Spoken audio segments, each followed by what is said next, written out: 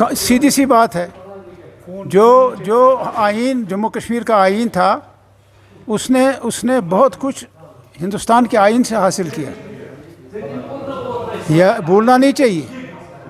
हिंदुस्तान की आइन साज असेंबली जो थी उसके मेंबर शेर कश्मीर थे, मौलाना मोहम्मद सैयद मसूदी था और मोतीराम बेगड़ा था और एक और मिर्ज़ा मोहम्मद अफजल बेग थे। सो ये चीज़ें मिल मिला के जो है हिंदुस्तान के आइन से बहुत कुछ हमने हासिल किया है, ये मिलता जुलता था। और जो इसमें माहिर लोग हैं उनका कहना था, जो मैंने अपने माजी के सालों में सुना भी है, यह आइन हिंदुस्तान के आइन से बेहतर है। ये मैं तौहीन नहीं कर रहा हिंदुस्तान के आइन की, लेकिन बहुतों ने कहा है यह आइन हिंदुस्तान के कुछ शोबों में बेहतर है। जम्मू कश्मीर का आइन जो इन्होंने हदफ कर दिया। और सितम ज़रीफ़ी देखिए, जिन्होंने ये अपने लिए आइन बनाया, अपने नुमाइंदों के ज़रिए से जो इलेक्शन में चुने गए, अपनी असेंबली में पास किया, वो आइन को ख़त्म करने में कानो कान भी यहाँ के अवाम को ख़बर तक नहीं रखी। हता ये कानून वो मनसूख नहीं कर सकते जब तक इसकी सिफारिश या इसकी रज़ामंदी जम्मू कश्मीर के चुने हुए नुमाइंदों की न होती, या चुने हुए अवामी नुमाइंदगान की रज़ामंदी नहीं होती। ये नहीं कर सकते हैं। अब चूँकि यह मसला सुप्रीम कोर्ट में पड़ा हुआ है, इस पर ज़्यादा मैं बहस करना नहीं चाहता, ये ज़हरी बहस है और इनको सुप्रीम कोर्ट में इसका जवाब देना है। और ये जो आपने सवाल मुझसे किया है, ये दो आइन मिलते जुलते आइन हैं। ये भी ख़ुद मुख्तार रियासत थी जैसे बाकी हिंदुस्तान था। बाकी रियासतें तो जम हुई, हम जम भी नहीं हुए, वो भी तस्लीम करने के लिए तैयार नहीं।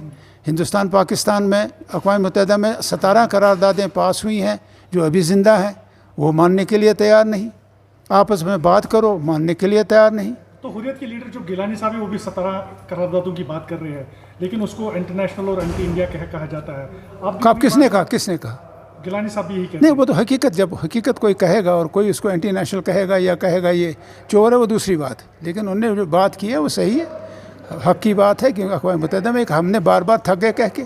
शेर कश्मीर ने कहा जो अब हम इंतज़ार अगर करते, याद रखिए, अगर हम इंतज़ार करते कि वो करारदादें कब मंजूर हों, तो हम ये कश्मीर वही होता जो 1947 में था।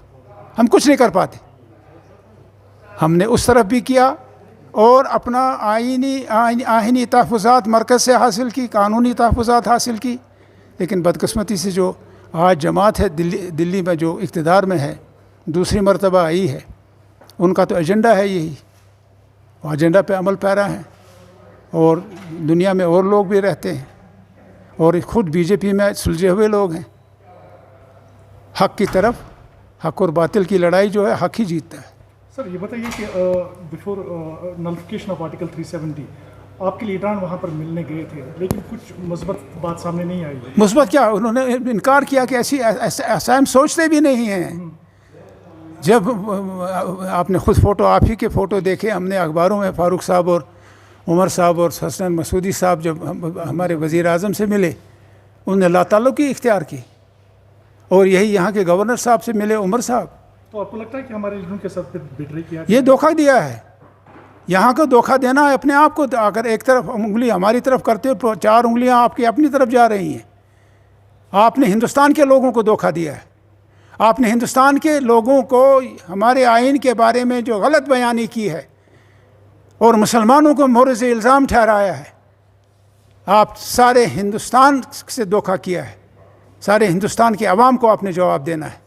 आप यहाँ लोगों को मज़हब के नाम से बांट रहे हैं, मज़हब के नाम से कत्ल हो रहा है। इखलाक खान जो है उसका कत्ल अभी भी रोंगटे खड़े हो जाते हैं, उस मुअम्मर शख्स को अब घसीट के मारा। और फिर कितने ही दर्जनों मुसलमानों को आपने ज़ेर किया और बहानाबाजी करके मुसलमानों को आप तंग तलब करना चाहते हैं। कब तक चलेगा ये? मुसलमान क्या हिंदुस्तानी नहीं है? क्या मुसलमानों ने पाकिस्तान बनाया या आप लोगों ने, फ़िरका परस्तों ने बनाया?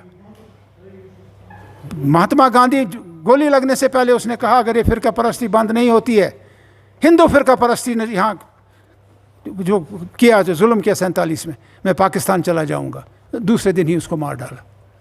तो ये एक मतलब पहलू है। बहुत सारे लीडर्स ऐसे थे जो बताते थे कि 370 को अगर अब्रोगेट किया गया तो हम वैसा करेंगे, ऐसा करेंगे, लेकिन अभी तक कोई ऐसा लीडर नहीं निकला जो इस पर बात कर रहा है। क्या वजह है सर? जिनसे बात करनी है वो तो इस बारे में सुनने के लिए तैयार नहीं है। क्या बात करेंगे आप? वो तो आपकी, अगर आप मुसलमान हैं और मैं मुसलमान हूं, हमारी जान के पीछे लगे हुए हैं। हमारी तो थोड़ी बहुत हैसियत है। आम आदमी की बात कीजिए, जिनका जीना हराम कर दिया है। रोज लोग मर रहे हैं और वो कह रहे हैं जी हमने काबू पा लिया है। नई नौजवान मौत के बैंठ चढ़ रहे हैं। तो आपके कहने का मतलब यह है कि डेमोक्रेटिक सेटअप में यहाँ पर dictatorship, there is no democracy. आप जिन कुर्सियों पे यहाँ इन्होंने मशीर बिठा रखे हैं, वो कुर्सियाँ यहाँ के चुनिंदा नुमाइंदों की कुर्सियाँ हैं, और उन नुमाइंदों की जिनको लोग अपने वोट से असेंबली में भेजते हैं, वही कानून बनाते हैं, कानून में फेरबदल करते हैं अपने सलाह मशवरे से, और फिर कानूनी शक्ल उसको देते हैं। सारे वहीं के रिटायर हुए हैं, 2-2 दफ़ा एक्सटेंशन दिया गया है, बाहर से बिठा रखा है इन कुर्सियों पे। सर एक आखिरी सवाल है मेरा, अभी कुछ ये क्या, ये बच्चों का खेल है? आप आप आपस में ही बात कर रहे हो। मैं ये मेरे मातहत रखो, मुझे इनका सरदार बनाओ। सरदारी अवाम का हक है और सर चश्मा ताकत अवाम है। ये नेशनल कॉन्फ्रेंस का नस्बुलैन रहा है, और इख्तिदार और इख्तियार अवाम को मुंतकिल हुआ 47 में। ये अवाम फैसला करेगी कि उन कुर्सियों पे कौन बैठेगा जो इनके फिर हुक्म चलाएंगे। ये किसी अरे गरे नथु कहरे का नहीं है। नई दिल्ली के भी बाजू रुक जाते हैं कानूनी आईनी तौर, वो कुछ नहीं कर सकती जब तक अमल दखल इस पर, जब तक जमहूरियत हिंदुस्तान में है और हिंदुस्तान में जमहूरियत रहेगी। बाकी आजकल की सरकार वहाँ रहे या न रहे, उनके अमाल जिस हिसाब से वो कर रहे हैं हिंदुस्तान के साथ बर्ताव, तो मैं नहीं समझता कि ज़्यादा देर सरकार चलेगी।